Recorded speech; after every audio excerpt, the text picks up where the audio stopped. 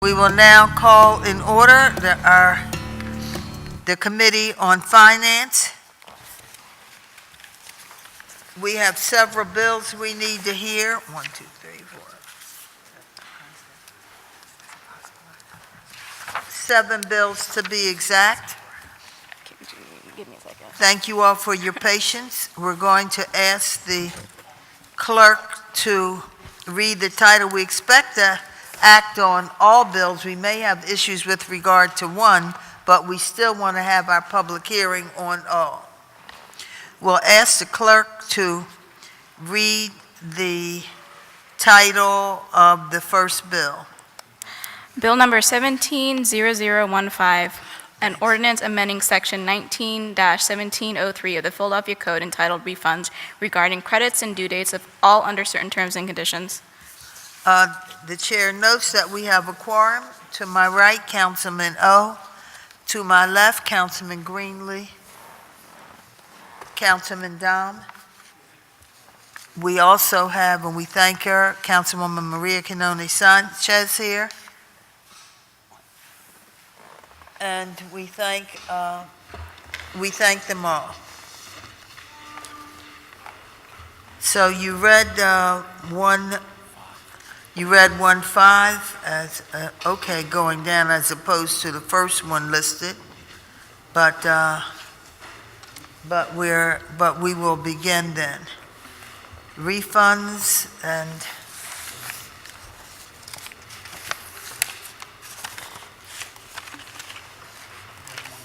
Yes. So Frank Breslin is the... okay, thank you very much. Frank Breslin, Revenue Commissioner. Thank you. Please identify yourself and begin. Yes, Frank Breslin, Revenue Commissioner. Thank you. Thank you.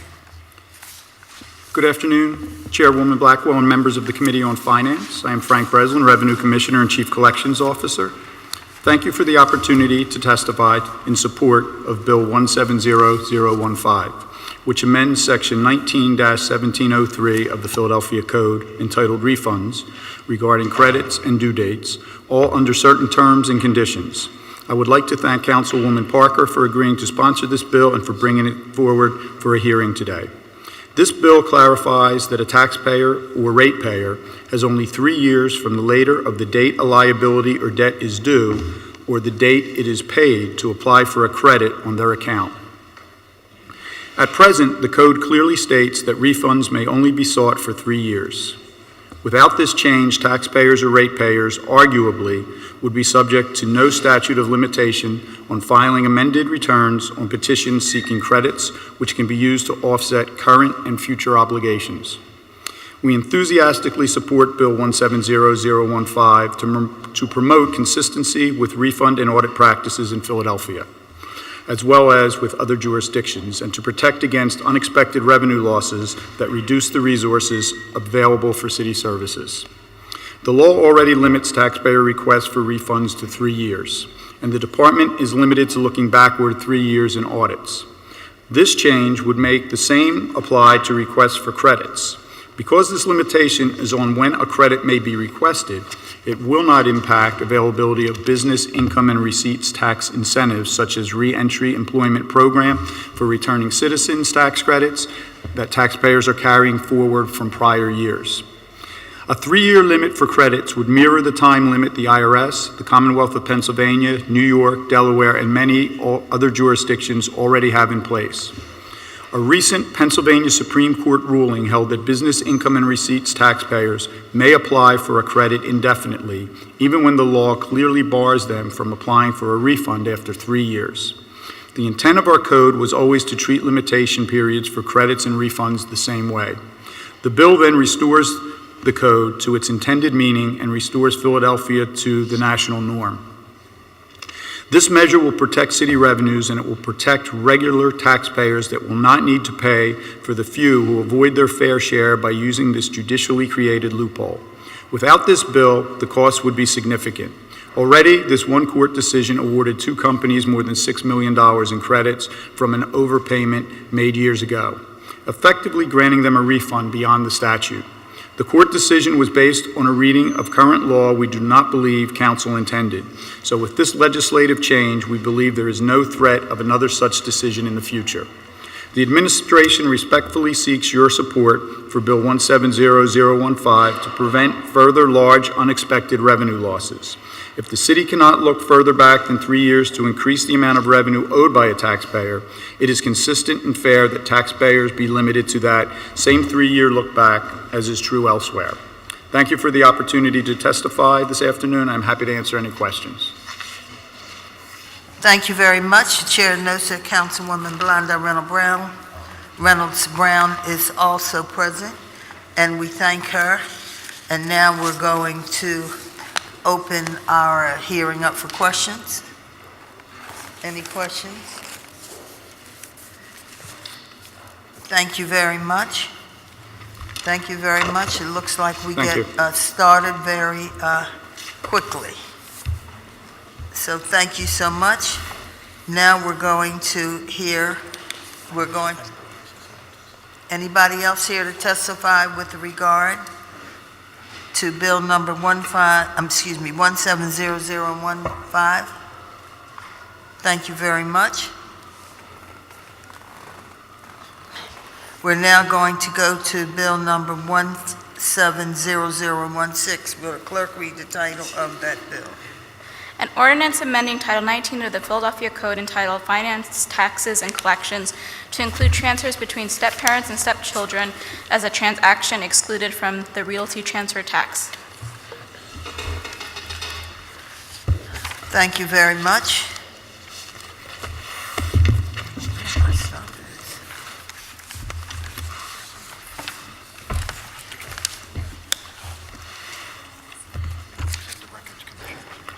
Thank you very much. We invite you in any order. Feel free to testify. Good afternoon, Chairwoman Blackwell and members of the Committee on Finance. I am Frank Breslin, Revenue Commissioner and Chief Collections Officer.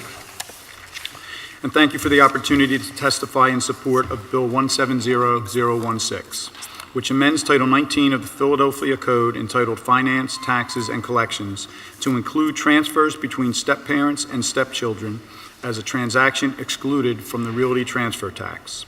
The bill codifies existing practice to treat transfers from stepparents and stepchildren and their spouses in the same manner as transfers between parents and children and their spouses by exempting them from tax. Additionally, this would make Philadelphia consistent with the Commonwealth of Pennsylvania law on transfer tax exemptions among stepparents and stepchildren. Since allowing these exemptions is already the existing practice, we do not expect a material impact on revenue collections from the Realty Transfer Tax. We would like to thank City Council for advancing this bill, which improves consistency and fairness in the treatment of families when transferring property between parents and children. Thank you for the opportunity to testify this afternoon. I'm happy to answer any questions. Thank you. The chair notes that Councilwoman Cindy Bass is here, as well as Councilman Bobby Heenan. All right, thank you very much.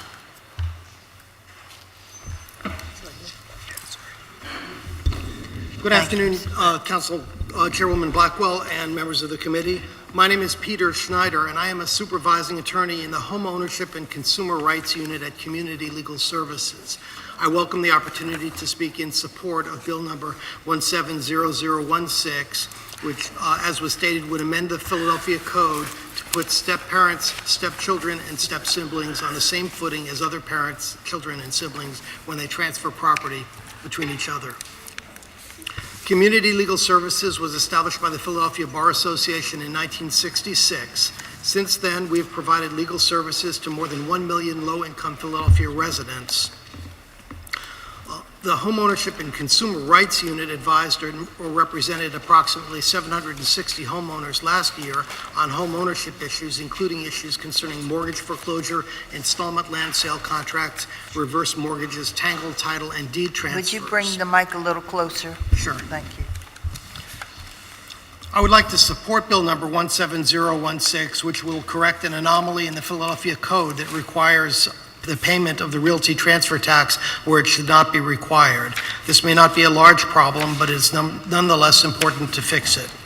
To give some background, pursuant to Chapter 19 1400 of the Philadelphia Code, upon the recording of a transfer of an interest in real estate, a realty transfer tax of 3.1% of the value of the interest transferred must be paid. A similar tax of 1% must be paid to the Commonwealth of Pennsylvania. There are various exceptions and exclusions to the tax, categories of transfers where the tax is not assessed. For example, transfers between certain family members, such as between parents and children, between grandparents and grandchildren, between siblings, and between spouses, are not subject to the transfer tax. The Commonwealth amended its own transfer taxes requirements in 2012 to exclude transfers between step-parents and stepchildren so that those transfers would be treated the same as transfers between parents and children. However, Philadelphia has never made a similar change to its own transfer tax requirements, so transfer taxes between step relations could be read to still be subject to the transfer tax. This discrepancy came to our attention when we were representing Janice Henderson, a low-income client who had been referred to us by one of the nonprofit housing counseling agencies supported by the city's Division of Housing and Community Development. Ms. Henderson's case was similar to that of many of our clients who have to deal with tangled property titles, where property is held in the name of someone who has died and an estate has never been raised, or the property has never been transferred to the heirs. This can delay and sometimes completely prevent the remaining family members from qualifying for a loan modification to prevent foreclosure. Ms. Henderson's home was titled in the name of her deceased husband, but to obtain a loan modification and prevent foreclosure, it had to be titled in her own name. This required the recording of a deed to her from all of her husband's heirs, including her 2 children and 10 stepchildren. All were willing to do this, but although the transfer was 100% exempt from the state transfer tax, the share of the property that belonged to her stepchildren, if you read the language literally, was not exempt from the city tax. The tax for that share was over $700, an amount that the family did not have available on short order. If Ms. Henderson had been required to pay the transfer tax, she would not have been able to transfer the deed to her own name in time to qualify for a loan modification. Many other low-income Philadelphians face the same problem. While the Records Department currently interprets the terms parent and child to include step relationships consistent with Pennsylvania law, the express language of the Philadelphia Code should be made to match. The change in this bill will help Ms. Henderson and others in a similar situation have a minimal or no financial impact on the city's collection of transfer tax, and most importantly, will make explicit in the Philadelphia Code that all kinds of families are to be treated the same. My client, Janice Henderson, wanted to be here, but she was unable to come due to a medical emergency. I would like to thank Chairwoman Blackwell, Councilmember Parker, who introduced the bill, and the other committee members for allowing me to testify about this issue, and I welcome any questions. Thank you very much. I've been a stepmother 6 times when I was 25. Know a little bit about it. My oldest is 5 years my junior. So what can I tell you? Thank you all for your interest and for dealing with this issue. Questions or comments? Councilman Don? Thank you, Madam Chairwoman, and good afternoon. 2 quick questions. Any idea of the financial impact of this change? We don't anticipate any significant financial impact since right Minor. now this is the way we're handling it. This just formalizes the Okay. policy.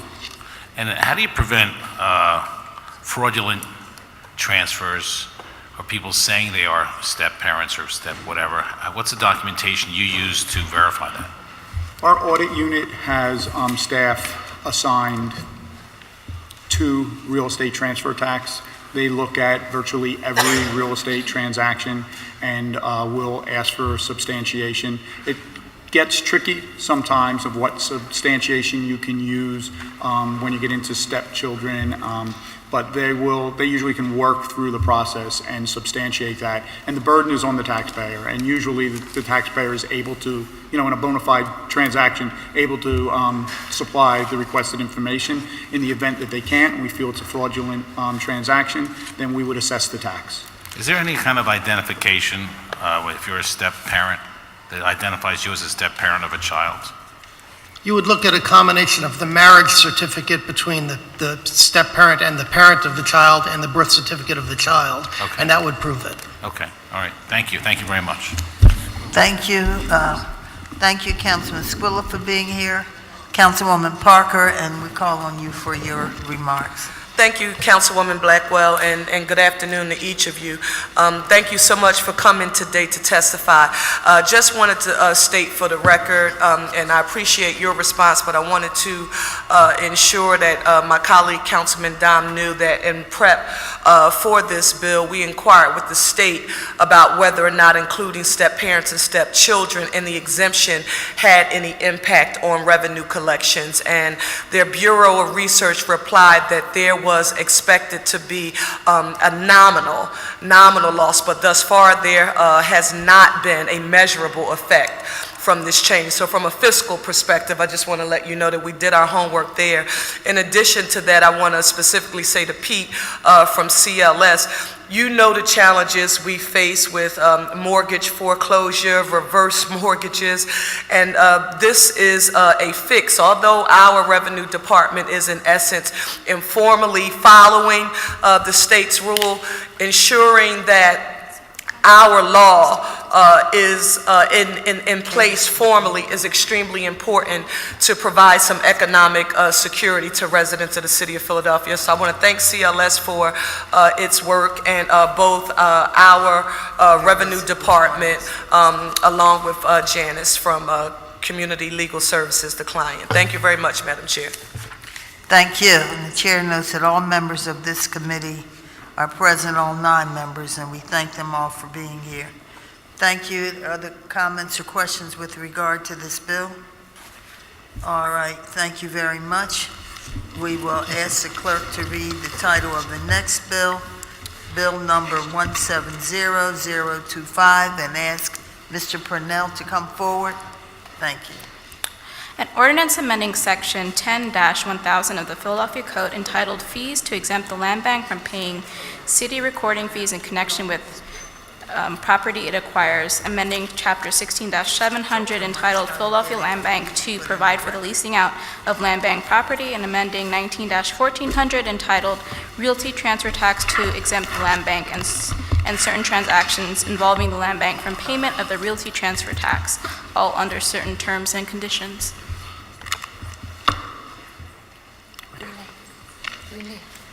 Thank you very much. Thank you for being here. Please identify yourself and begin your testimony.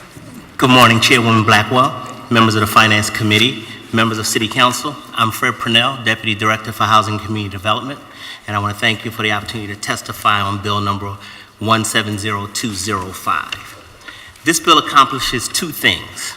It will codify existing city practices around land bank property transactions, and it will make the code consistent in the way it treats all the landholding agencies. Since June of 2015, the Commission of Records has authorized a waiver of deed recording fees for the properties which the land bank has acquired from the city, PRA, PHDC, and the Sheriff's Office. To date, this has saved the land bank approximately $800,000. This bill will codify that waiver by exempting the land bank from payment of city's portion of those recording fees. This bill will likely save the land bank approximately $2.5 million over the next 4 years. In addition, this bill exempts land bank transactions from the city portion of the transfer tax when it acquires property from a city-related agency or from the sheriff following a tax sale, and also when it sells property for a nominal price. Nominal conveyances are largely for the affordable or workforce housing, side yards, and community gardens. Transactions in which the property is sold at fair market value will remain subject to the payment of transfer tax. This change will treat land bank transactions the same way that the city or redevelopment authority transactions are currently treated. Finally, the bill would allow the land bank to lease out properties for 1 year or less. Leases for a longer time frame will continue to go to the Vacant Property Review Committee and City Council for approval. This would also make the land bank's lease policy consistent with city agencies and the redevelopment authority. I thank you for the opportunity to appear here today, and am happy to answer any questions related to this testimony. Thank you. With me is Tanya Nikolic, the Interim Executive Director of the Land Bank. Okay, so you're okay then. All right, Councilwoman Maria Canoni Sanchez. Thank you, Madam Chair, and all members of the committee. I introduced this bill on behalf of the administration, and as articulated by our Director Purnell, this is really to codify some of the existing practices, but it better aligns and allows the land bank to manage its budget more appropriately in future transactions. So I'm going to ask all my council members on the committee to support this bill. Thank you. Thank you very much. Any other comments or questions for anyone? Councilman Dom? Thank you, Madam Chairwoman. I just have a question. It says in here, it provides for the leasing out of the land bank property. So when that happens, when we don't sell it and we lease it, we don't receive any real estate taxes, correct? Correct. Correct. And what would be an example of why we would lease out land bank versus just selling it? Community garden primarily would be the primary Okay. use of that Okay. provision. Okay. So there's no chance there of getting any real estate taxes no matter what? Right. Okay, thank you very much. Thank you. Thank you, Madam Thank you. Chair. Thank you. Any other questions or comments? Thank you very much. Thank you both very much. We'll now ask the clerk to read the title of Bill Number 170308 and ask our city treasurer to come forward. An ordinance constituting the 16th supplemental ordinance to the amended and restated General Airport Revenue Bond Ordinance, providing for certain amendments to the amended and restated General Airport Revenue Bond Ordinance under certain terms and conditions. Thank you very much. Please identify yourself and begin your testimony. Rashia Johnson, City Treasurer. Thank you. Good afternoon, Councilwoman Blackwell and members of the Committee on Finance. I'm Rashia Johnson, City Treasurer of the City of Philadelphia, and with me today is Tracy Border, Chief Financial Officer at the Philadelphia International Airport. I'm here to testify in favor of Bill Number 170308. Bill Number 170308 will provide authorization to provide for certain amendments to the amended and restated Airport Revenue Bond Ordinance under certain terms and conditions. The ordinance authorizes amendments to the Table of Contents, Section 2.01, 3.01, 4.02A, Section 409, 5.01, and 10.01 of the amended restated Airport Revenue Bond Ordinance. This concludes my testimony. The administration recommends the adoption of the ordinance and respectfully requests that the committee gives this bill its favorable recommendation, and further that the committee recommends that the rules of council be suspended as to permit first reading of the bill at the next session of council. I'm happy to answer any questions that you may have at this time. Thank you. Any questions, comments? Thank you both very much. Next, we will hear Bills Number 170329 and 330. Bill Number 170329, an ordinance authorizing the city treasurer on behalf of the city to enter into an amendment agreement with Wells Fargo Bank for provision of payroll banking services to the city under certain terms and conditions. Bill Number 170330, an ordinance authorizing the city treasurer on behalf of the city to enter into a professional services agreement with Citizens Bank of Pennsylvania for provision of payroll banking services to the city under certain terms and conditions. Thank you. Madam Treasurer. Good afternoon, Councilwoman Blackwell and members of the Committee on Finance. I'm Rashia Johnson, City Treasurer for the City of Philadelphia. I'm here with Chris Swartz, Deputy City Treasurer, and to testify in support of Bill Numbers 170329 and 170330. Bill Number 170329 would authorize the Office of the City Treasurer on behalf of the city to enter into an amendment agreement with Wells Fargo, pursuant to which Wells Fargo would be authorized to continue to provide payroll banking services to the city for a transition period of 6 months from July 1, 2017 through December 31st, 2017. The last payroll that Wells Fargo would process for the city would be on June 30th, 2017. If approved, this would be the last amendment under the contract because the city conducted an RFP process for payroll banking services in December of 2016. Through the RFP process, a new bank has been selected to serve as provider for the city's payroll banking services.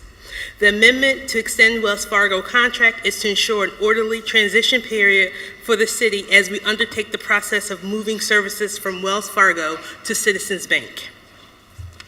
Bill number 170330 will authorize the Office of the City Treasurer on behalf of the city to enter into an agreement with Citizens Bank, pursuant to which Citizens Bank would authorize to provide payroll banking services to the city. Bill number 060387, as adopted by City Council, requires the City Treasurer to conduct an RFP process to select a city payroll depository and require that no contract be executed until it's been approved by City Council by ordinance. As mentioned earlier, an RFP process was conducted in December of 2016, and Citizens Bank was chosen to provide the payroll banking services to the city based on their competitively low pricing, scope of their transition plan, financial controls against loss, industry expertise, and community investment in Philadelphia.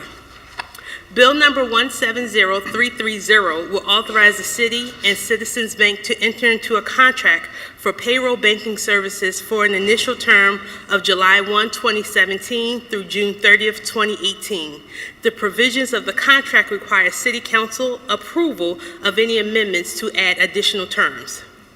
We have circulated an amendment to Bill numbers 170329 and 170330 to attach Wells Fargo's and Citizens Bank lending plan and community reinvestment goals. The administration recommends the adoption of Bill numbers 170329 and 170330 and respectfully requests that the committee give the bills its favorable recommendation, and further that the committee recommends that the rules of council be suspended to permit first reading of both bills at the next session of council. This concludes my testimony, and I'm happy to answer any questions at this time. Thank you very much. Are there any questions, comments? Councilman Squilla? Thank you, Madam Chair. My question, the extension for the Wells Fargo, is that extension just to be able to get through the timeline before they switch over to Citizens Bank, or the two separate uses for the banks? No, it's just to provide a transition period. The last payroll that Wells Fargo would process would be as of June 30th. However, you have to have an account open for at least a minimum of 120 days to make sure all checks are cleared, and we just want to make sure that's an orderly transition period. And so when will Citizens Bank take over the new payroll? It will start July 1, and that payroll is July 7th, is that Friday, for the first payroll for the Citizen Bank contract. Okay. And is there still other holdings, I guess, in Wells Fargo that we hold? That is correct. And are they also up for RFP at any time? We did an RFP, I guess, and those contracts have another 2-year period before we'll be doing the larger banking service RFP, but it's in the next 2 years. Next 2 years, a new RFP will be going out for that, and there'll be a competitive bidding process for that. That's correct. Okay, thank you very much.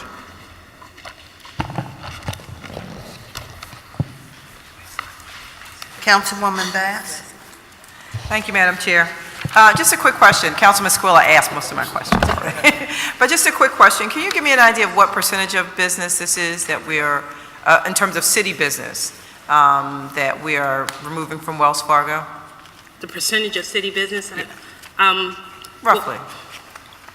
I would have to get back to you with that. Don't want to guess on that. But the payroll, the annual payroll is what?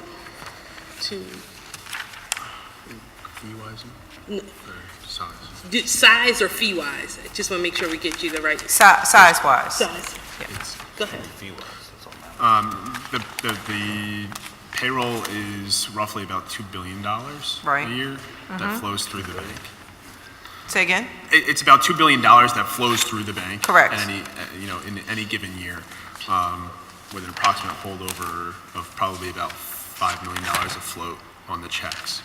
I'm sorry, I can't hear you. Sorry, there's approximately about microphone. $5 million worth of float on the checks. So uncashed checks at any given time. Okay. People, either deceased or we're trying to get the money to the individuals, or they just haven't cashed their paychecks, their paper paychecks, is roughly about $5 million. But we'll get that percentage of what that represents in total. Total city business with Wells Fargo, that would That's be correct. helpful. Okay, thank you. Councilwoman Parker? Thank you, Madam Chair. Good afternoon. Is there anyone from Citizens Bank who's here today? Yes. My question is, and I want to make sure that I'm getting this right for the record, would we say that Citizens Bank has the most branches, neighborhood branches in the city of Philadelphia?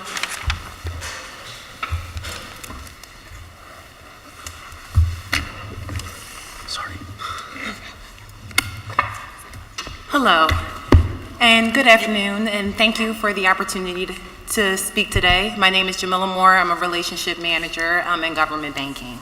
And yes, so we do have 55 branches across the city of Philadelphia. 25% of our branches are located in low to moderate income communities in the city of Philadelphia, and 76% of our branches are within the 1 mile radius of an LMI community. Okay, thank you, and I appreciate that response.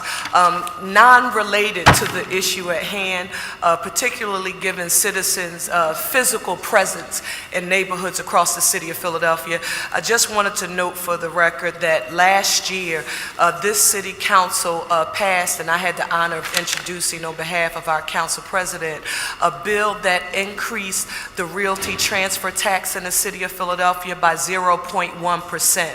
And that revenue is expected to generate approximately $100 million a year, $60 million to be used to help with the backlog of our basic systems home repair program, but another $40 million will be used to establish what we hope will be a game-changing revolving loan program for Philadelphians that will address issues associated with neighborhood preservation, particularly for those people who live in what's now being called as middle neighborhoods, right? And so their income just puts them a nickel over the income eligibility guidelines for the other program. And I say all of that to say citizens having a presence in our neighborhood matters, but it would also be wonderful if Citizens is one of the major lending institutions at the table trying to find a way to get engaged in that process to help us with neighborhood preservation. So, I couldn't let you leave and be in this room without publicly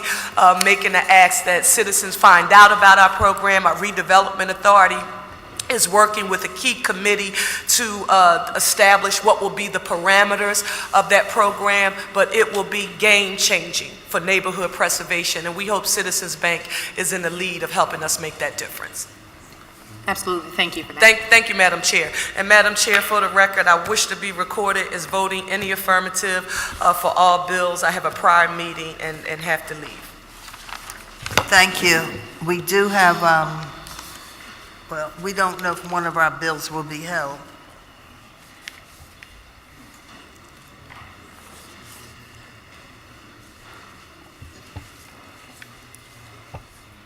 There is a question on one bill. We're not sure on Councilman O's bill. I wish to leave my proxy to the chair to vote on my behalf. Thank you very much. All right, next panel is Susan Sachs, Philadelphia Public Bank Coalition, and People's. Councilman Dom? Thank you, Madam Chair. Just for the record, on behalf of Councilwoman Parker, I think the Realty Transfer Tax increase was about $8 to $10 million, and we're borrowing $100 million. She said $100 million. I think the total transfer tax is in the $250 range. So just for the record, the increase generates $8 to $10 million. We're using that to pay a $100 million bond. Thank you, Councilman. Thank you, Madam Chair. We want to call Susan Sachs forward and Van Fields. Her, Philadelphia Public Bank Coalition, and Van Fields, 215 People's Alliance. Thank you very much. Thank you. Mr. Fields, for medical reasons, was unable to attend, and he's asked me if I would read his testimony into the record. I'll be testifying on general matters, but he wanted to testify as a victim of the Wells Fargo bank fraud, and it was a very heartfelt testimony. So would it be okay with you if I first read his testimony Yes. The one demographic we may have in common is our age, but he really represents someone who could not afford to have the nickel and diming. That $10 here and $5 here really hurt him. So I hope we can hold him in our consciousness as I try to do justice to his words. This is the testimony of Van Fields for 215 People's Alliance, which is also a member of the Public Banking Coalition. My name is Van Fields. I am here to testify for Bill number 17033-01703290 as a member of the 215 People's Alliance, a community organization working for racial and economic justice, and as a customer of Wells Fargo. Is this distance okay? Is this better? I believe that this bank is the worst of the bad and it needs to be held accountable. I speak as a consumer and a resident of Southwest Philadelphia. As a consumer, I have been the victim of Wells Fargo's exploitative practices. They have a history of taking money out of my account even when there isn't any, and charging me heavy overdraft fees. I am a retired citizen living on a fixed income. When I told them to stop taking money out of my account or change the date that they pay my bills, they refused or gave me the runaround. Besides overdraft fees, they charged me a $10 fee for moving my money from my savings to my checking account. They also charge you $10 a month if your checking account is below $1,500. I don't understand why I am getting penalized for moving my own money around. It goes beyond me as an individual. My friends and neighbors have been affected by the fake account scandal in which the bank coerced bank workers into opening 2.1 billion fake bank accounts in people's names without telling them. They have also been the victims of Wells Fargo's mortgage scams, which targeted people of color the most. As you may already know, Wells Fargo is responsible for putting more Philadelphia residents out of their homes than any other bank in the city. These practices are part of their business model, which is all about cheating working people. These fees make up one quarter of their non-interest profits. In January, Financial Times reported that Wells Fargo charged overdraft fees of more than 5 times the rate of other big banks. They were found guilty by the Department of Justice in 2012 for discriminatory lending, and in 2016 for their overcharge practices, which were all about extracting the maximum amount of money out of poor customers. In doing business with Wells Fargo, the city is supporting a known predator of poor and working people. Secondly, as a resident of Southwest Philadelphia, I am extremely concerned about the oil refinery, which is funded by Wells Fargo. The refinery is responsible for 72% of toxic emissions in Philadelphia. As a result, Philadelphia air quality got an F rating from the American Lung Association, and children in this city have an asthma rate of 2 to 3 times the national average. Wells Fargo is funding polluters that threaten the well-being of my family and community, and the city enables them by doing business with them. As a customer of Wells Fargo and a Southwest Philadelphia community member, I believe that Wells Fargo has got to go. However, I understand that Wells Fargo is simply the worst of the bad. To get to the heart of the problem, I believe the city needs to hold its money in a public bank that will put the people and the environment before profits, invest in the community rather than preying on them, and making CEOs rich. We call on City Council to stand with working people for a financial system that is accountable to us. So I have copies of this that I can submit to the record.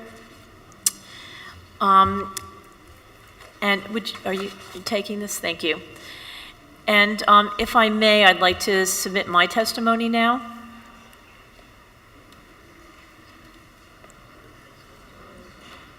Oh, thank you.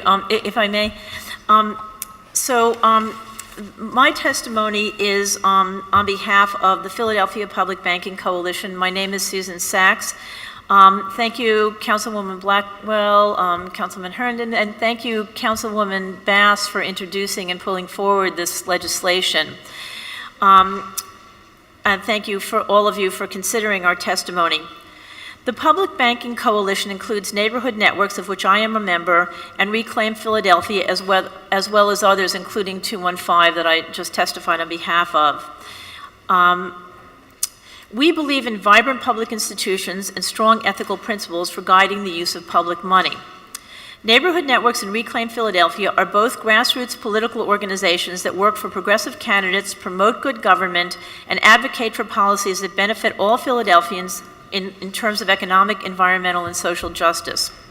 We applaud the decision of the city to move its payroll business from Wells Fargo, a bank that defrauded the city out of tens of millions of dollars in the 2008 financial collapse, was recently found guilty of defrauding its customers and stockholders, and continues to engage in redlining, racist lending practices, unfair foreclosures, and investments in industry that harm our communities and the environment. This is a step in the right direction. However, all corporate banks engage in these practices to some degree, so it's not sufficient, in our opinion, to merely move business from one harmful bank to another when a better alternative is possible. We believe the only acceptable long-term solution for the city is to create its own publicly owned bank, modeled after the Bank of North Dakota, the publicly owned bank that has held all of the funds of the state of North Dakota since 1919. A Philadelphia public bank would charge the city no fees, engage in no predatory lending or abuses of its customers, and invest its funds solely in Philadelphia and its communities at well below market interest rates. And I was interested to hear this idea of asking Citizens Bank to invest in a revolving loan fund, because if we had a public bank, you wouldn't have to ask anybody else. We would have control of our own money. As a public bank, the interest would go back into the city's coffers rather into the hands of the shareholders and bank executives. As of the spring of 2010, North Dakota was the only state boasting a major budget surplus. It had the lowest unemployment and default rates in the country, and it had the most community banks per capita, suggesting that the presence of a publicly owned bank had not only didn't hurt, but actually helped the local banks that were doing the right thing. Neighborhood Networks has long advocated for the creation of a public municipal bank in the city, not outside whose mission would be to benefit the city, not outside shareholders and executives. We hope that Philadelphia will join cities such as Oakland, Portland, Seattle, and Santa Fe, which are actively exploring the creation of their own municipal banks. We believe that Philadelphia is a natural leader of this movement because, in fact, we are the home of public banking, which was started by the Quakers back in the day, although we no longer have it. The public bank is a long-term solution, but it is important to take steps now toward its development. In the short term, we are asking you to look at two paths of action. First, any city divestment effort must be paired with an effort to place some city funds in smaller banking institutions like community banks and credit unions. And second, we ask that the words, a bank publicly owned and controlled by the City of Philadelphia, be added to the city depository list, so that the commitment of the city to organizing a public bank is clear even while the details of its creation are being worked out. In the interim, we recognize that the city still has to do business with existing banks, and we look forward to working with City Council to develop stronger standards by which our city makes banking decisions to strengthen our diverse communities, our most capital-starved neighborhoods, our school system, and all our public institutions, and to eventually establish a public municipal bank for the City of Philadelphia. Thank you for considering our request. I'd be happy to answer any questions to the best of my ability. I do have a copy of this to submit for the record, and I also have, if you would like, an FAQ sheet that talks about what a public bank is. It's just a one-page starter sheet, but if you would like that, I did also bring that to distribute. I don't see the guy who does that, but are there any questions? Thank you very much. Councilwoman Bass. Thank you, Madam Chair. Ms. X, I just wanted to thank you and really to all of the others who really advocated, lobbied, and stayed diligent on this issue in terms of removing Wells Fargo, any piece of Wells Fargo from city depository business. Although I agree with you that the work is undone because bad business practices didn't start or end with Wells Fargo, and there still is a whole lot more research to be done to weed out some of the bad actors. As a taxpayer myself, I certainly, join many people who don't want to see any revenue from the city of Philadelphia going to people who have these unsavory business practices, particularly, being predatory on low-income folks from our neighborhood. So I just wanted to say thank you so much for your due diligence on this issue, and also for your work in looking into public banking. What happens is yet to be seen, and we just don't know. There's a lot of information, a lot of research that needs to be done, and we're a little bit of a ways away from it. But I do think that the concept is certainly worth looking into and exploring. So I just wanted to really thank you and so many others for your efforts on both of those issues. Thank you, Councilwoman, for your efforts on our behalf and on behalf of the city. Thank you all for listening, and we look forward to working with you on model legislation that might be useful for the city to take more control of its own money and get more benefit from it. Thank you. Thank you very much. Any other comments or questions? Thank you very much. Chair recognizes the clerk to read the title of Bill Number 161061. An ordinance authorizing city officials to file articles of incorporation to establish a nonprofit corporation that shall be called the Philadelphia School Teachers Reimbursement Fund for the purpose of reimbursing personal money spent by teachers of the Philadelphia School District for the purpose of supplies, materials, and equipment needed for their classrooms. Thank you very much. The chair recognizes the bill sponsor, Councilman David O. Thank you very much, Chairwoman, and all members of the committee, and especially to the witnesses who had the courage to show up today. Education is among the top, if not the top issue facing this city. And every council member here has fought to improve education on a citywide basis. We have a lot of issues, whether it's the SRC and its management, or how we're handling adequately funding our schools. But one thing that has been a constant in terms of good education has been good teachers. The reason that I've introduced this bill is that I believe it reflects what we all want, and that is good teachers doing good things in each classroom. One of the problems that everyone who holds a position of responsibility has to deal with is, how do we ensure that more of a dollar is spent wisely and well? And the answer has always been there. Good-hearted people who are teachers, who have 30 kids or more in their classroom, if not an entire grade level, have raised money from their own pocket, from family and friends, or gone on social media to provide the fundamental necessary resources and tools that the school has not provided year after year. And yet we as a city and a school district have failed to recognize that in a meaningful way. What I mean is, today, I as a city council person do not know what it takes to adequately fund the schools. And if we had a reimbursement fund that would encourage teachers to submit what they already paid for, and I would say to the public, look, as a teacher who is lacking resources, if you have a heart, you're gonna go get this material out of your wages. But then, you have to go identify it, find what's affordable, pick it up, bring it to the school, and try to employ it. We need to know how much money teachers are spending so we have a better idea what it takes to adequately fund our schools. There are programs. There was a program where in Philadelphia, if a teacher spent money, they could submit for a $75 reimbursement to the school, not out of their pocket, to the school for the entire year. I take my kids out on a weekend, 4 kids, it costs me more than $75, let alone provide materials for 30 kids or more. There's a teacher who raised money and bought all the art supplies for her entire school. We need to know that.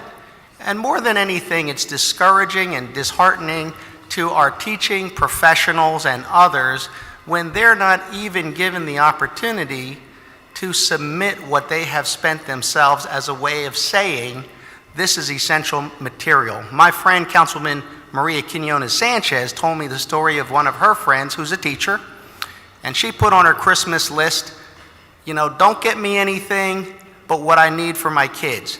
Toilet paper. Can you imagine kids with no toilet paper if the teacher doesn't provide it? I am sure people don't want us to keep a list of all the things that aren't provided that need to be provided, and they oppose what we're doing today. And I would say it's important for us as an independent body of elected officials to make sure that we provide an opportunity for teachers to submit for reimbursement, have that list, see what's going on, and furthermore, to ensure that equity reaches our classroom. So with that, I really appreciate the teachers that are here and all the organizations and support, and I look forward to your testimony. Thank you, Chairwoman. Thank you, Councilman. Any other members have any questions for this panel? Seeing none, well, oh, you haven't testified, okay. You may state your name for the record and then begin with your testimony. Go ahead and begin then. All right, good afternoon. My name is Leslie Grace. I teach at Nebinger Elementary. I'm the art teacher there. And I'd like to thank you for this opportunity to speak and testify on behalf of this bill. Is there a high need, a high level to reimburse teachers in Philly schools? I say without a doubt, and I can personally attest to that. For the past 4 years that I've been employed in the district, I've spent my own money to supplement the needs of my classroom. I want to ensure that my students have an equitable education to that of their counterparts in more affluent areas or districts. And to do so, I've had to grovel for funding and pay out of my own pocket. It's a sad statement to say that I've become accustomed to and used to hustling for my art room. I've used multiple forms of crowdsourced fundraising for my classroom, desperately pleading with friends, relatives, and community, and I've consistently put my own money into those efforts. On average, I spend about $3,000 a year of my earnings, whether purchasing supplies to support my curriculum, buying books to link literacy in the art room, and even providing students with food and snacks for when they have to stay after school for performances. This is a major disservice to our students and to the profession of education. Our attention should be spent more on building and refining our curriculum, growing professionally, reflecting on and assessing on student artwork, and keeping up with best practices. A doctor would not be asked to provide their own scalpels, so why are teachers expected to spend out of their pocket on supplies? In Philadelphia, this issue is further complicated by the lack of a new and fair contract. Teachers have been without a raise for about 5 years. Meanwhile, the cost of living increases, as do the interest rates. It should not be expected or accepted that teachers should be paying their wages toward classroom supplies in these or in any conditions. Currently, the PFT does provide a $100 reimbursement to teachers for classroom purchases.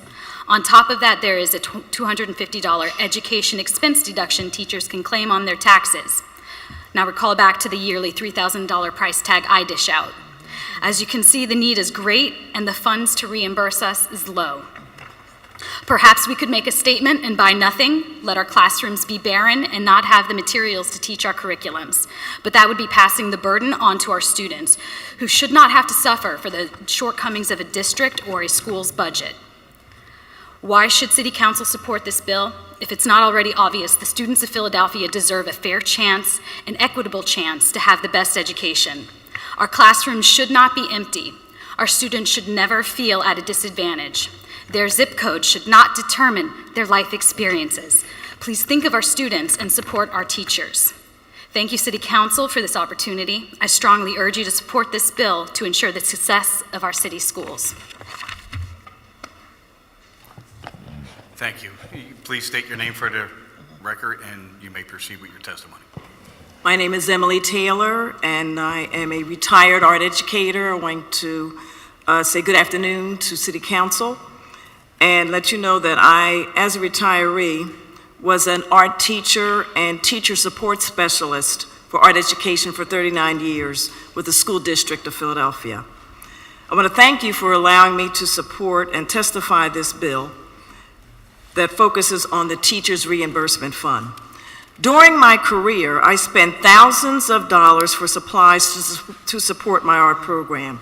I was provided a budget to start and build a program for 2 schools of my employment. However, I did purchase specialized materials and resources that were not available from the school district requisition office. In the 1970s, the materials I purchased were books, pencils, and paintbrushes. In the 1980s, as the years progressed, school budgets were reduced. I learned of grant opportunities to help supplement my school, my art program, and to meet the needs of my students' growing diverse population. I purchased art materials during my travels, visiting schools in Korea and Japan through funds from the grants. However, those opportunities are now limited. I did continue to personally purchase materials for my students, such as specialized paints, oil pastels, drawing pencils, watercolor paper, teacher's guides, pocket folders, prizes and gifts for students, awards, teaching posters, storage furniture, printmaking materials, yarn, scissors, materials for ceramics, to name a few. Throughout my career, I would take advantage of opportunities to compile supplies from closing businesses. When the School District of Philadelphia Requisition Department closed, I reported to that office at 5:30 in the morning to be the first in line to get supplies for my school. Needless to say, when I drove up to my school with a car full of supplies, my principal was very pleased. In the 2000s, as I started my position as teacher support specialist, I became increasingly aware of the need for monies for supplies as schools suffered from reduced funding. Schools hired art teachers with little to no funding for their programs. As schools closed, the art department quickly redistributed art supplies to be given to schools in need. Teachers conducted methods to raise funds, such as pretzel sales, to supplement their school budgets and continued to spend their own money for materials. They would quickly spend the $100 allotment provided by the district, which is available to every teacher. This is not the way to support our students and programs in our communities. There is a need for equal opportunities for teachers and schools to receive reimbursement for purchased materials outside of the school allotment.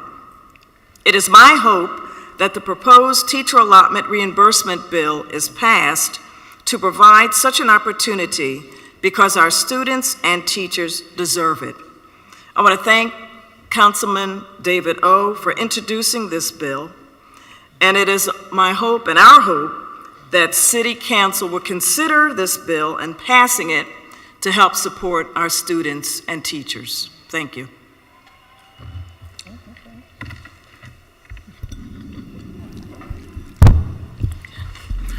Good afternoon, Councilman O. and all the council members there on board.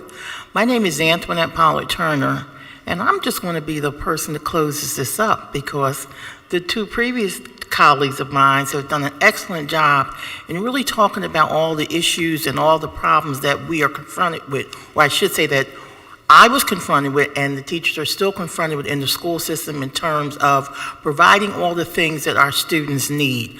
The difference between me and these other 2 teachers is that I was an English teacher and I taught English at a high school. And there were always times when we needed such supplies like maybe another set of Shakespeare books or just things to do a project that we would think and consider that we should just have it. And I would go to places like English workshops, or I went to one in Atlanta, I went to one in California. And what I did when I got there, I saw all these free books that we probably couldn't have gotten because we only could get one set for all the students. So I shipped them back on my own cost. Just think, shipping back books, sets of books from the post office to your school, which my principal is very, very happy to see. the tragedy of all is that, of this is that we don't put education high enough on the elevation of where I think it should be, particularly because this is the 21st century, and our young people need to get a good education. And to get a good education, you don't just need a good teacher standing in front of you. You need all the things that's necessary for you to be able to be successful. So things like having pencils, ink pens, things that we think that a lot of times our kids come to school with, we got to realize the kids that we are actually teaching and some of their problems, social, economically, health problems, we're tackling with all these things. So this bill, when I was confronted to talk in behalf of this, I said, I'm giving a voice. I'm going to say whatever I can say. I know there's some teachers that probably can't say this for fear of retribution, but I don't fear anything at this point in my life. And I just want to say that I'm very happy that Councilman O has thought enough to take and propose a bill be passed. And I truly hope that the people that are listening here on the council really know, we all have children or had children in the school systems. What do you want for your children? And thank you very much for allowing me to speak. Thank you very much. Any questions, comments? Thank you, ladies, very much. We'll now hear from panel 2. Is Diane Waff or Barbara Bennett here? That's good. Welcome forward, and thank you, ladies, very much. Sure. While they are coming forward, let me note that we are submitting to the stenographer written testimony from Otis Hackney, Chief Education Officer, Mayor's Office of Education, Vivian H. Hansberry, and Bernard Trent, Philadelphia Public School Retired Employees Association, and Jennifer Woods, ESOL teacher, Philadelphia School District, and they will be added to this testimony as though they were read. Thank you very much. Is there anyone else who would like to testify? Thank you very much. Feel free to identify yourself in either order and begin your testimony. Thank you. Good afternoon, Councilwoman Blackwell, Councilman O, and Finance Committee members. Thank you for the opportunity to testify. My name is Diane Waff. I'm Director of the Philadelphia Writing Project, and this is my colleague. Good afternoon. My name is Samuel Reed, a teacher consultant with the Philadelphia Writing Project, and also a teacher at the U School, the School District of Philadelphia. And thirdly, I am Barbara Barnett, a past president of the Philadelphia Association of School Retirees. And my last teaching assignment was in an English classroom at the Philadelphia High School for Creative and Performing Arts. Thank you. Sir, what's your name again? Samuel Reed. R-E-E-D or R-E? R-E-E-D. Thank you. Thank you. Thank you. Feel free to begin your testimony in any order. Okay.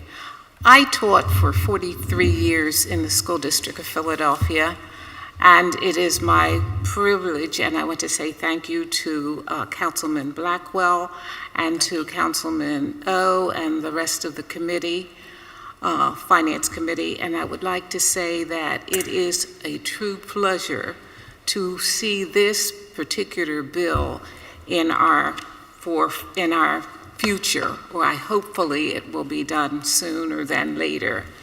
And my testimony is on behalf of the Philadelphia Public School Retired Employees Association.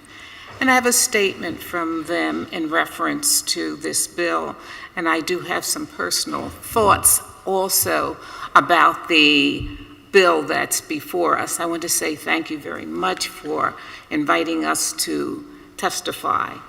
The Philadelphia public school teachers frequently use personal funds to purchase materials and supplies necessary for instruction. Sadly, the items purchased tend to be very basic, that is paper, pencils, crayons, folders, glue sticks, tissues, sanitizers, etc. In the Philadelphia public schools, the need for additional supplies is immense. This is most evident in the schools located in the economically depressed neighborhoods. Each year, our organization, the Philadelphia Public School Retired Employees Association, known as PPSREA, and the state organization, Pennsylvania Association of School Retirees, provides a small monetary educational support award grant to a teacher in the school district of Philadelphia. We supply them with a couple of $750 grants so that they can purchase supplies and things that they need, and we are happy to be able to provide that. I have to also mention that our dues are very low. We pay $15 a year, but we are an organization of 4,000 people. And you know, $15 times 4,000 members is not a lot when you consider all the other things that we must do. Past awardees taught in the following schools, and that was last year: the Bethune, Dunbar, Fidletter, Overbrook High School, and Rowan. The purpose of the award is to recognize outstanding service provided by an active employee in the Philadelphia Public Schools, despite the fact that we are retirees. Yet there are hundreds of teachers that could use this monetary support instead of using their own personal funds.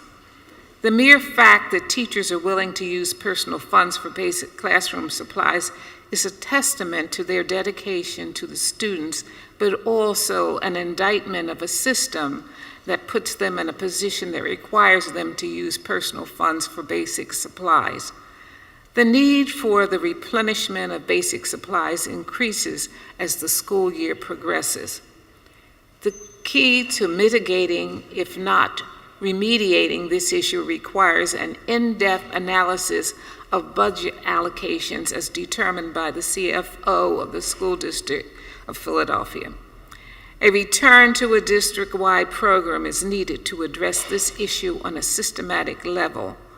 Although principals are provided budgets for their individual schools, the funds often are not sufficient to address shortages often attributed to some communities.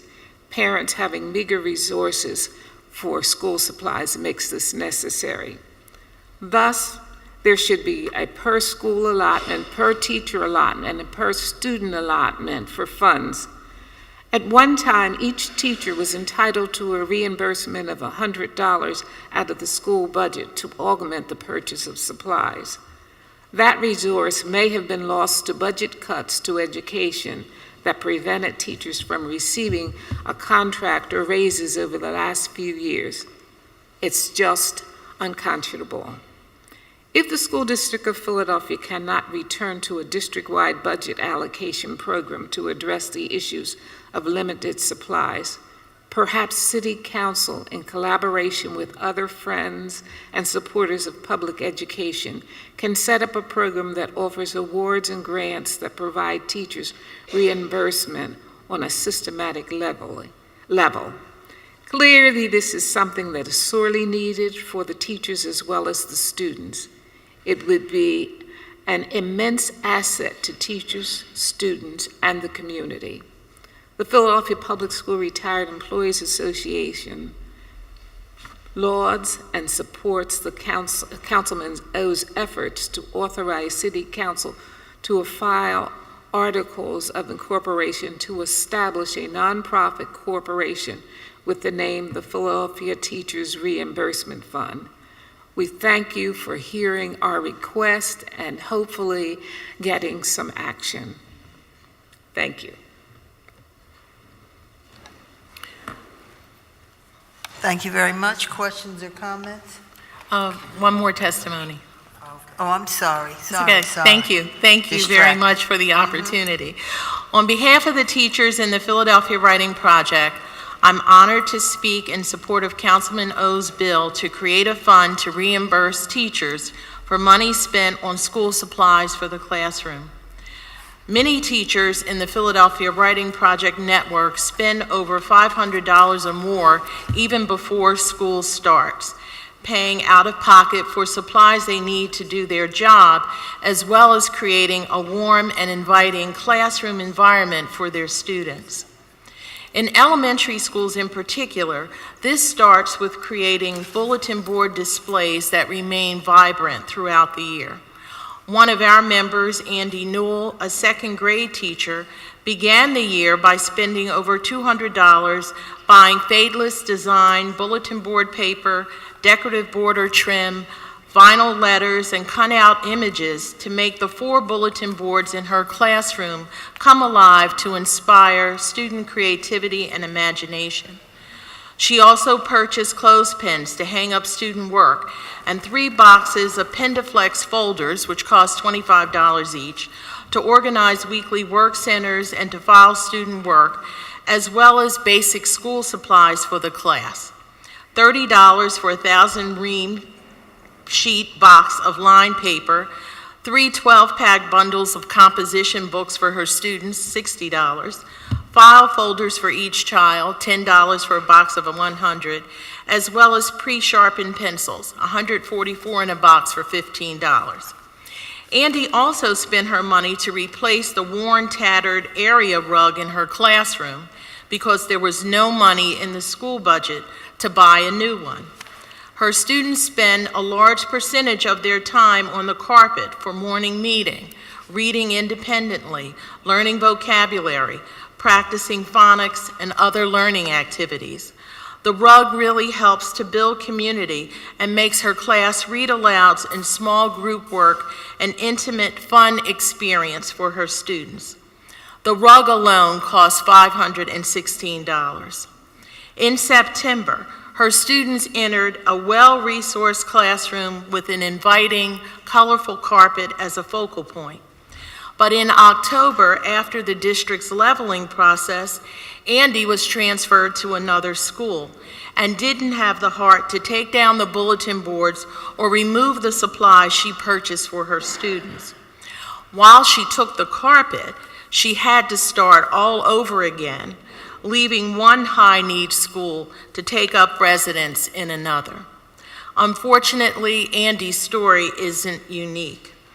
The $100 that the district currently offers as a reimbursement doesn't begin to cover the out-of-pocket costs of teachers like Andy, who spend well over $1,000 annually to stock empty supply closets, provide needed school supplies for students who often come to school without the basic necessities of notebooks, pencils, or pens.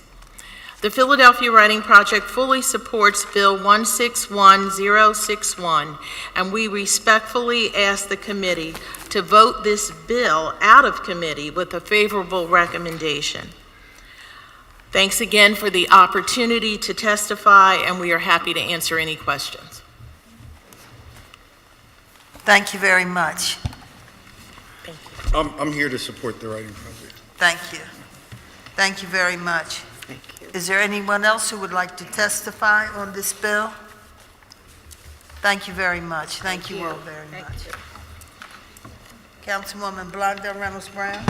Yes, I'm certain I speak, first of all, we need to say thank you for stepping away from your desks and from your lives to come and speak about a matter that we 2,000% agree with. Philosophically, we're all at the same place when it comes to doing more and doing better for the children in the Philadelphia Public Schools. The reality for us is that we have to operate within frameworks, time works, and budgets. And while we can't tell the district what to do, we can only raise the appropriate level of taxes to fund the district.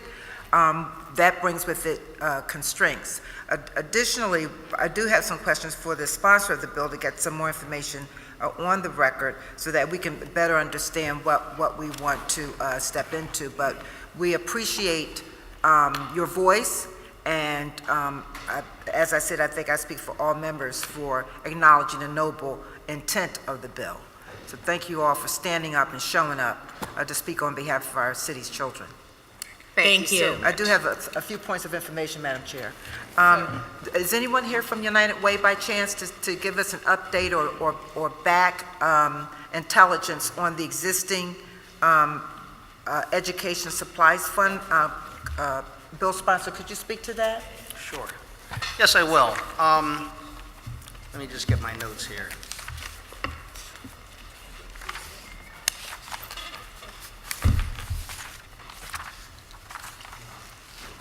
Mayor Michael Nutter had set up a teachers reimbursement fund, which I understand did not reimburse the teachers, but the teachers could, through their individual schools or through the school district, request some type of reimbursement. And for the year 2014, through the United Way, the city provided $585,000, and this money was given to the school district $543,000. For school year 2015, $457,000 were given, and $448,000 were given to the schools. For fiscal year 2016, $563,000. These are just rounded figures. Sure. Were given to the United Way, and through the United Way, which held the money, but the city had the application process. They then provided to the SRC or the school district $551. After that, 2017, $21,000 were provided to the United Way, and no money was given to the school district, although money has been appropriated for 2017 and 2018. So there was a program that I believe reimbursed schools per teacher up to $75. That's my understanding. But that has been discontinued, and the money, we're not clear exactly where it is or what's happening to the money. It seems to be there, but that program is discontinued. There's no more reimbursement from the city of Philadelphia through the United Way. And so with those question marks, it gives me cause for pause, because we don't have all of the hard answers to why those dollars collected were not distributed in the way they were initially intended. And the school district is not here either, correct? The school district has chosen not to appear. They were certainly invited, and the Mayor's Office of Education has submitted a 2-paragraph letter basically stating that they agree with the intention, but do not believe that creating this fund is the best use of local tax revenue. I would point out that the fund that we're creating simply creates a fund. We cannot appropriate money or even get corporations to donate money unless a fund is created. And whatever program the city or the school district had in the past is not relevant, because none of that money would come to this fund. We'd have to establish this fund first in order to be able to obtain money to reimburse teachers. Oh, okay.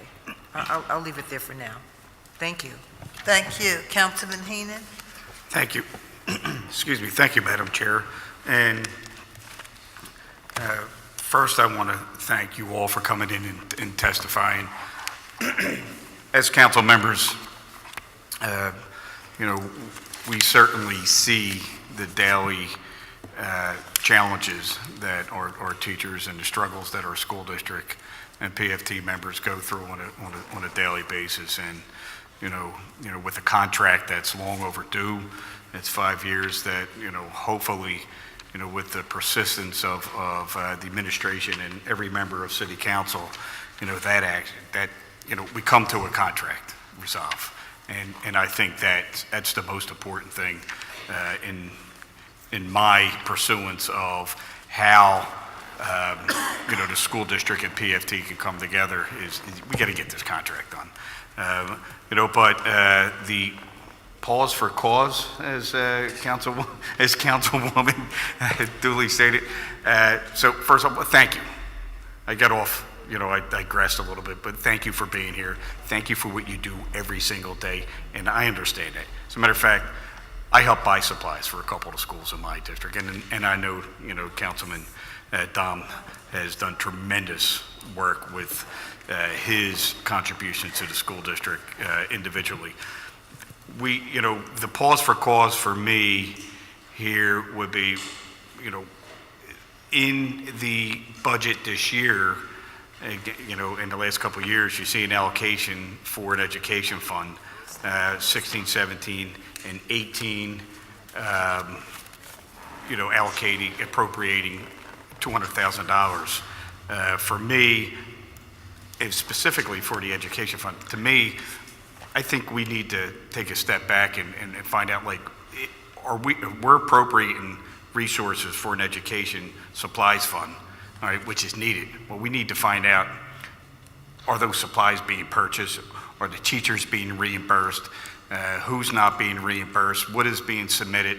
So it is my ask that we pause and take a step back for a second and figure out what's going on with the appropriations that we have, all right, that's in the budget, and see how it's being, if it indeed the United Way has an education supplies fund, right? Because if they do, we got to make sure it's being used. We got to make sure it's being in coordination, not just with the school district, all right, but the actual teachers who are putting out money in their own pockets when they shouldn't have to, but they do, because educating our kids is the most important thing to them. So, I'm going to ask that the committee just take a step back for a second here when we go into our public meeting. Hold off on it and let us do a little more research before we start creating funds, where we don't have to, but we might need to.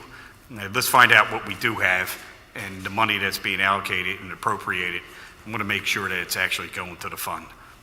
Thank you, Madam Chair. Can I say something? Certainly. Councilman O? Thank you very much. I thank all my colleagues for their concerns. I would say, have no fear.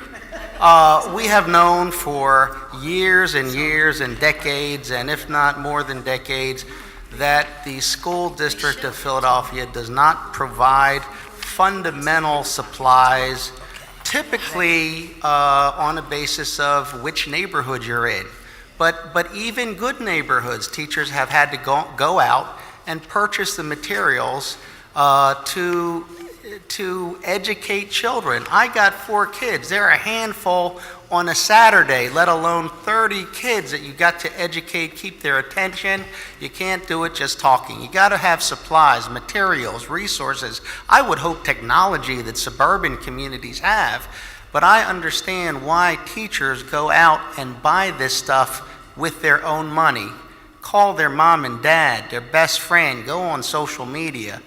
I don't know what we need to look at. I do understand that there is a question, because the administration, at least the office of the Mayor's Office of Education, does not support this. And I don't know where the SRC is, because they're not here. All I can say is I think they would be fumbling around today trying to say something about why we wouldn't vote on this and establish a fund. $500,000 is not enough. We need to put more money into this. It needs to be independent. This entity would be separate from politics. It would consist of teachers, former teachers, who would look at every request and make a decision. Is it necessary? Is it fundamental? How much, if anything, should we reimburse? I would say, let's get this out of committee. I will certainly hold it after it comes out of committee if the administration or the SRC or anybody wants to come up and talk about it some more, if somebody wants to come up with another idea. But putting it back to do more research about what we already know, I would say, will be a very discouraging message that we don't have the will to address it, and I think we do. So I hope that we will vote this out of committee. Thank you. Thank you very much. Any other questions or comments? We will now conclude our public hearing part and enter our public meeting. Chair recognizes Councilman Greenlee. Thank you, Madam Chair. I move that Bill number 16106.1 be held to the call of the chair. Second. It has been moved and seconded that Bill number 16106.1 be held at the call of the chair. All in favor, say aye. Aye. Opposed? Oppose. Thank you. The ayes have it, and so Bill number 16106.1 will be held at the call of the chair. The chair now recognizes Councilman Heenan. Thank you, Madam Chair. I'll offer an amendment to Bill Number 170015. A copy of the amendment has been circulated to all members of the committee, and I move for the adoption of the amendment. Second. It has been moved and properly seconded that the amendment to Bill Number 170015 be approved. All those in favor say aye. Aye. Those opposed? Then the motion carries and Bill 170015 has been amended. The chair again recognizes Councilman Heenan for a motion on Bill 170015 as amended. Thank you, Madam Chair. I move for the motion, Bill Number 170015 as amended. Second. All right, then we also are not, we asking for suspension of the rules? Oh, we are, my apology. And be reported out of committee with a favorable recommendation. To further move that the rules of council be suspended to permit first reading of this bill at our next council session. It has been moved and seconded that Bill Number 170015 as amended be reported from this committee with a favorable recommendation, and further move that the rules of council be suspended so as to permit first reading of this bill at next session of council. All those in favor say aye. Aye. Opposed? The ayes have it, and the motion carries, and Bill Number 170015 as amended will be reported from this committee with a favorable recommendation and a request that the rules of council be suspended so as to permit first reading at our next session of council. The chair now recognizes Councilman Heenan for a motion on Bill Number 170016. Thank you, Madam Chair. Move for a motion, Bill Number 170016, that I move that it be reported out of committee with a favorable recommendation that it be read at our next council session. Thank you. Thank you. It has been moved and properly seconded that Bill Number 170016 be reported from this committee with a favorable recommendation, and that the rules of council be suspended so as to permit first reading at our next session. All those in favor say aye. Aye. Opposed? The ayes have it, and the motion carries. And Bill Number 170016 will be reported from this committee with a favorable recommendation and a request that rules of council be suspended so as to permit first reading at our next session of council. The chair now recognizes Councilman Heenan for a motion on Bill Number 170025. Thank you, Madam Chair. I move that Bill Number 170205 be reported from this committee with a favorable recommendation, and further move that the rules of council be suspended to be permitted to read at our next council session. Second. It has been moved and properly seconded that Bill Number 170025 be reported from this committee with a favorable recommendation, and furthermore, that the rules be suspended so as to permit first reading at our next session. All those in favor of the motion signify by saying aye. Aye. Opposed? The ayes have it, and the motion carries, and Bill Number 170025 will be reported from this committee with a favorable recommendation. 170025 will be reported from this committee with a favorable recommendation. It sounds right to me, but I'm not saying it right. The ayes have it, and the motion carries. Bill Number 170025. What am I saying? 170205 will be reported from this committee with a favorable recommendation and a suspension of the rules so as to permit first reading at our next session of council. The chair now recognizes Councilman Heenan for a motion on Bill Number 170308. Thank you, Madam Chair. I move that Bill Number 170308 be reported from this committee with a favorable recommendation, and further move that the rules of council be suspended to permit first reading of this bill at our next council session. Second. It has been moved and properly seconded that Bill Number 170308 be reported from this committee with a favorable recommendation, and also move that the rules of council be suspended so as to permit first reading at our next session of council. All those in favor say aye. Aye. Opposed? The ayes have it, and the motion carries, and Bill Number 170308 will be reported from this committee with a favorable recommendation and a recommendation for a suspension of the rules.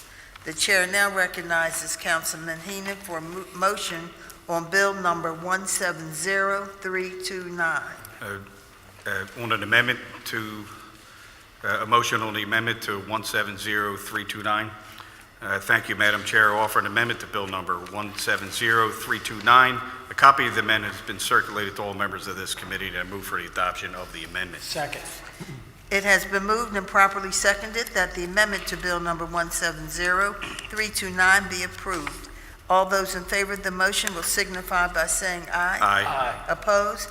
The motion carries and Bill number 170329 has been amended.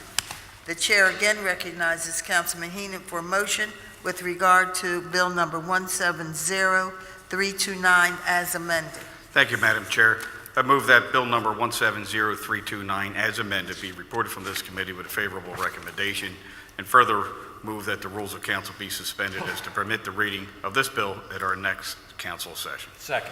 It has been moved and properly seconded that Bill number 170329 as amended be reported from this committee with a favorable recommendation and also for suspension of the rules. All in favor, say aye. Aye. The ayes have it. Any nays? The ayes have it, and the motion carries, and Bill number 170329 as amended will be reported from this committee with a favorable recommendation and for suspension of the rules. The chair now recognizes Councilman Heenan for a motion with regard to an amendment to Bill number 170330. Thank you, Madam Chair. I offer an amendment to Bill number 170330. A copy of the amendment has been circulated to all members of the committee, and I move for the adoption of the amendment. Second.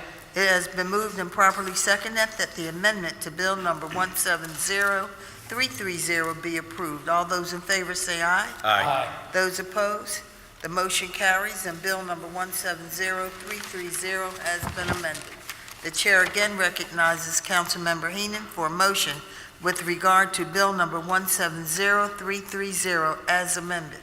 Thank you, Madam Chair. I move that Bill number 170330 as amended be reported from this committee with a favorable recommendation, and further move that the rules of council be suspended to permit first reading of this bill at our next council session. Second. It has been moved and properly seconded that Bill number 170330 as amended be reported from this committee with a favorable recommendation, and further that the rules of council be suspended so as to permit first reading at our next session. All those in favor of the motion will signify saying aye. Aye. Opposed? The ayes have it, and the motion carries, and Bill number 170330 as amended will be reported from this committee with a favorable recommendation and a request for that the rules of council be suspended. That will conclude our calendar. Let me say thank you to all who are here, certainly members of the committee, and this is recessed.